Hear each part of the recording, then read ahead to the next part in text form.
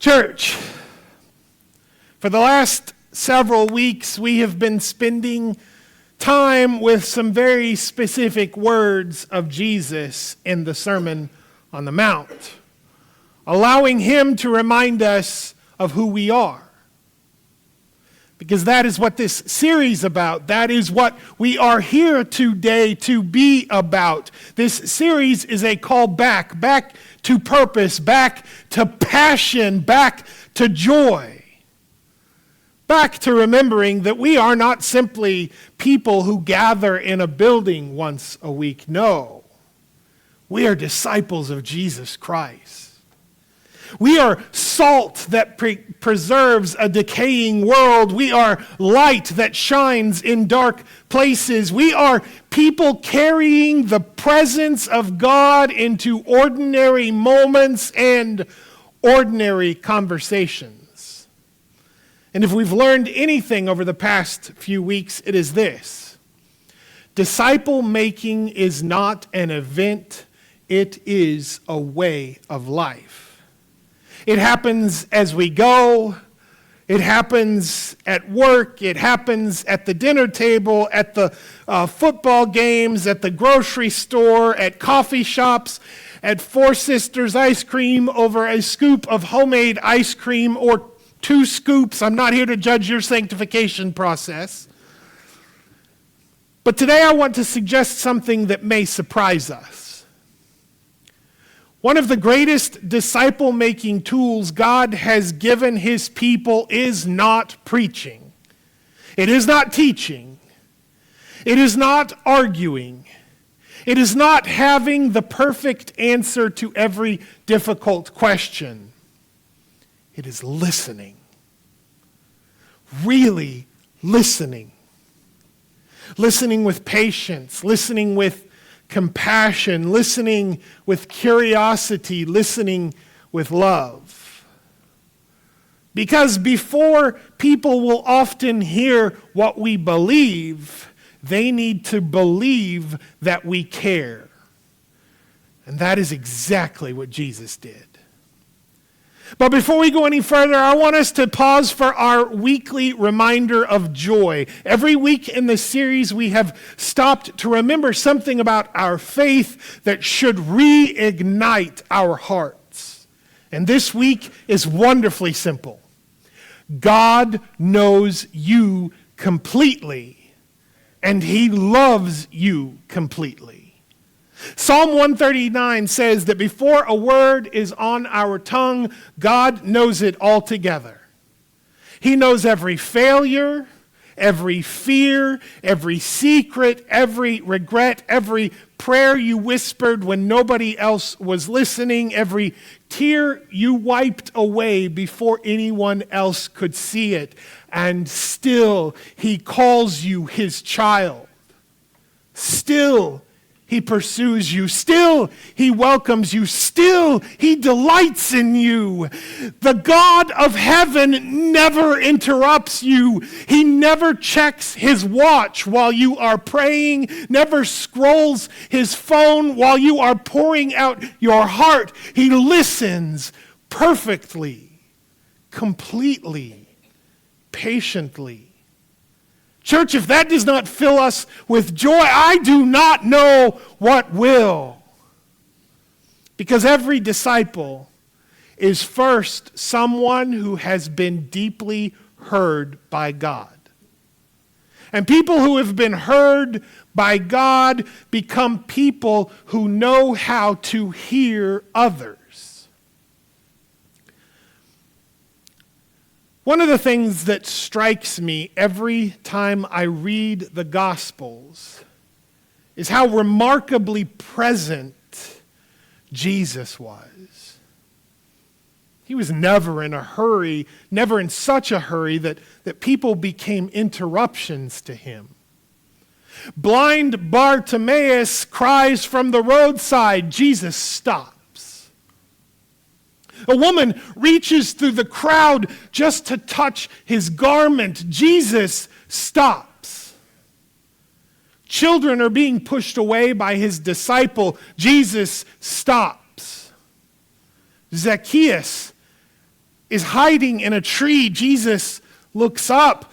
Two disciples, discouraged disciples, are walking along the road to Emmaus. Jesus walks beside them for 7 miles before revealing himself. Think about that. The resurrected Son of God, the King of Kings, the Savior of the world, takes an afternoon walk with two confused disciples. And before he starts teaching, he starts listening. Luke tells us that Jesus asks, "What are you discussing together as you walk along?" Now, did Jesus already know? Of course he did. But love asks questions. Love invites conversations. Love gives people room to tell their stories. The late Dallas Willard once observed, the first act of love is always the giving of attention. And that is exactly what Jesus did. He gave people his attention. In a world that is starving for attention, that kind of presence today is nothing short of revolutionary. It's almost impossible to have a conversation today without constant competition. Our phones buzz, our watches vibrate, the television is on, notifications appear. Half the room is mentally composing an email while the other half is wondering what is for lunch. Researchers tell us the average person is exposed to thousands of messages every day. Everyone wants to speak. Everyone wants to post. Everyone wants to comment. Everyone wants to be heard, but there are very few people who truly know how to listen.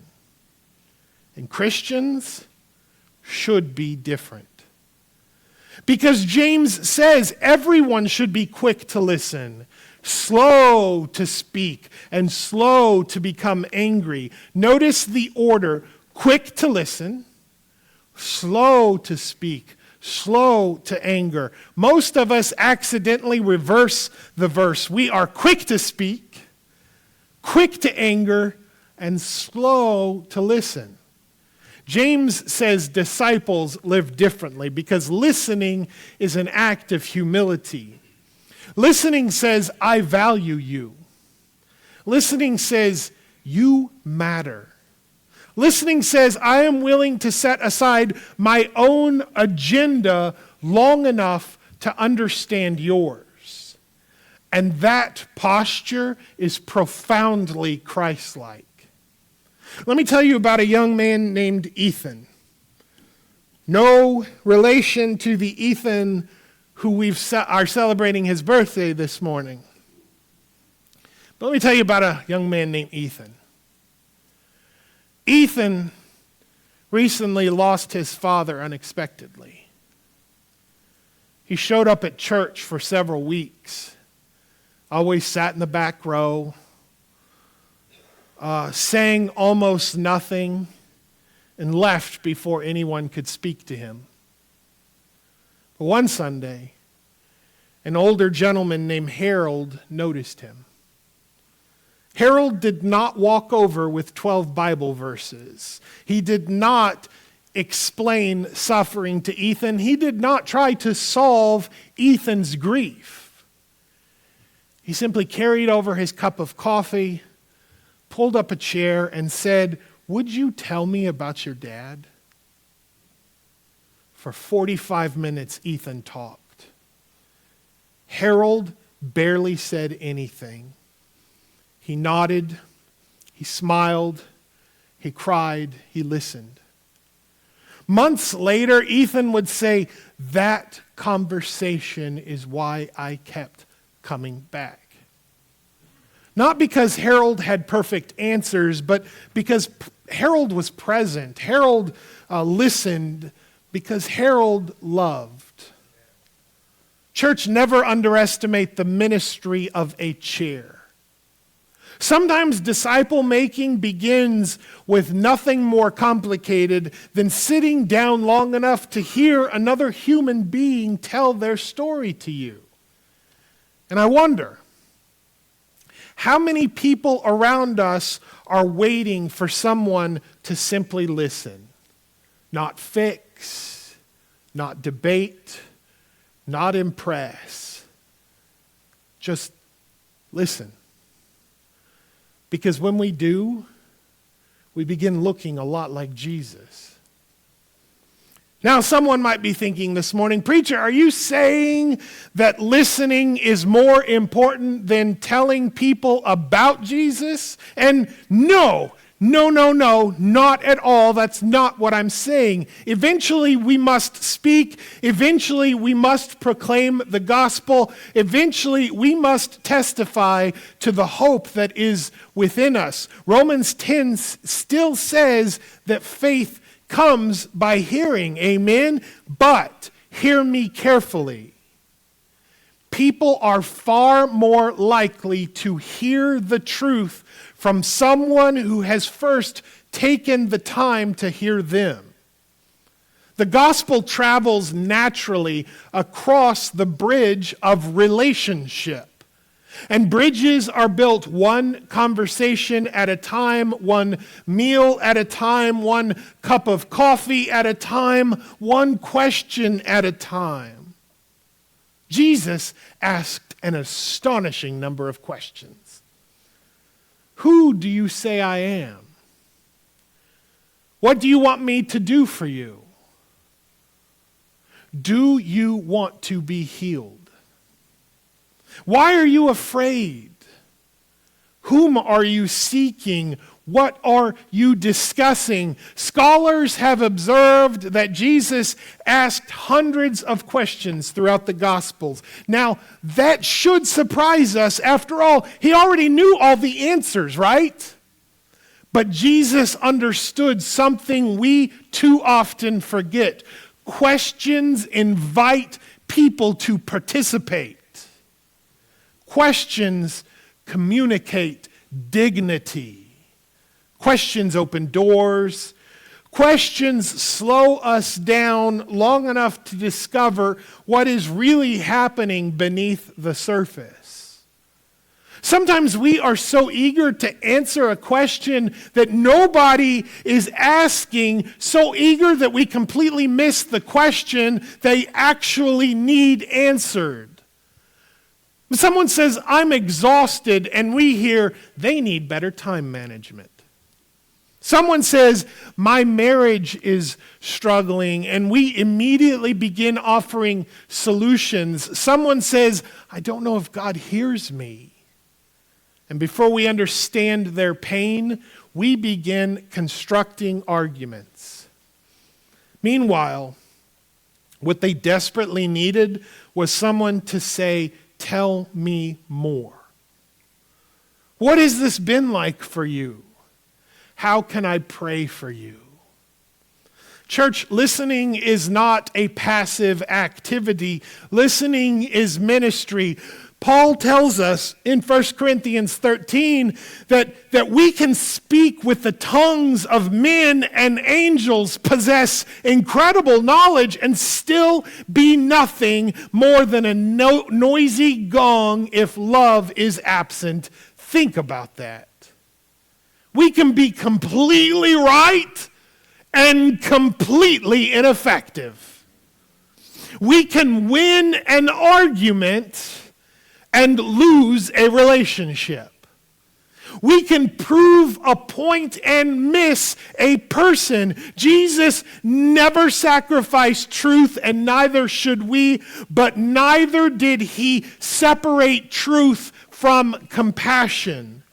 John tells us that Jesus came full of grace and truth. Not grace or truth, grace and truth. The two walked together like two rails carrying the same train. Remove either one and everything eventually derails.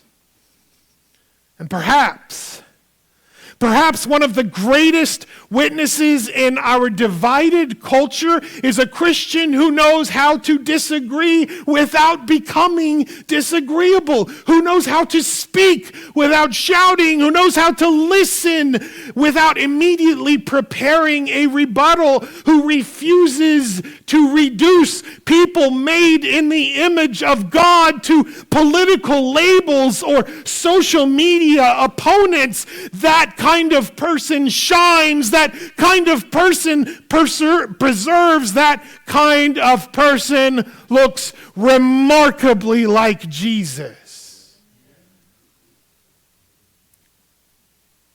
Now let me return to something we began several weeks ago. Our 2 meetups a month challenge. Some of you have already accepted it. You've shared meals. You've met for coffee at that cool, crazy chicken lady's coffee shop. You've taken walks. You've invited families into your homes. And I've already begun hearing some stories, deeper conversations, unexpected encouragement. Church, keep going. And if you've not started yet, begin this week. There's something happening next Saturday that makes for great time together, I hear. Use that time. Because I think this challenge has very little to do with coffee and everything to do with discipleship. Imagine if every family in this congregation intentionally spent time every month with 2 other people or families. Imagine the conversations. Imagine the prayers. Imagine the encouragement. Imagine visitors being invited into those relationships. Imagine children growing up watching adults enjoy one another. That is not simply fellowship. That is kingdom formation. That is disciple making. And here's the beautiful thing. You do not have to impress anyone. Your house does not need to look like it belongs in a magazine. Some of you have stacks of laundry. Some of you have toys everywhere. Some of you have dogs that believe every visitor exists solely for their own entertainment. Welcome to real life. Yeah, I know. Dot's pointing at me because we've got 3 that think you're there for them. Hospitality is not perfection. It is presence. And discipleship rarely happens around polished performances. It happens around ordinary tables. There is a tendency to believe that dramatic moments change lives. A revival, a baptism, a sermon, a mission trip, and certainly God can use those moments, but he also uses Tuesday lunches, parking lot conversations. You know those. You were supposed to leave 10 minutes ago, but you're still talking. Hospital waiting rooms, text messages, 5 extra minutes after Bible class. Simple moments become sacred moments when Jesus is present. One conversation may not change a life overnight, but it may open a door. It may plant a seed. It may restore hope. It may convince someone that they matter. Never underestimate what God can do through a Christian who listens well. I wonder how many people crossed paths with Jesus before they fully understood who he was. I wonder how many simply remembered this. He made time for me. He noticed me. That guy, he looked at me. He listened to me. And perhaps that is where disciple making often begins. Before people trust our message, they experience our mercy. Before they believe our words, they witness our love. Before they understand our theology, they encounter our presence. Jesus says, by this everyone will know that you are my disciples if you love one another. Notice what he did not say. He did not say they would recognize us by our buildings or our programs or our signs, or even our social media pages. They will know us by love, by patient love, listening love, serving love, compassionate love. And church, love always costs something. It costs time. It costs convenience. It costs attention. Hey, oftentimes love costs pride too. But the one who listened to our prayers, who heard our cries, who carried our sorrows, who stretched out his arms on a cross for us, has already shown us exactly what love looks like. So this week I want you to pray one simple prayer every morning. Please, with me, do this. Lord, help me listen like Jesus today. Maybe to your spouse, maybe to your child, maybe to a coworker, maybe to the waiter, maybe to the stranger sitting alone, maybe to a person everyone else has learned to ignore. And then sit down, ask a question, listen carefully, and love generously. Because the world is full of people shouting to be heard, and perhaps one of the brightest lights we can shine is the quiet, steady, Christ-like gift of listening. For when we listen well, we love well. And when we love well, people begin to see Jesus. And that, church, is exactly what disciples making disciples are called to do. Here are your 3 questions. Be blessed. Be a blessing to others.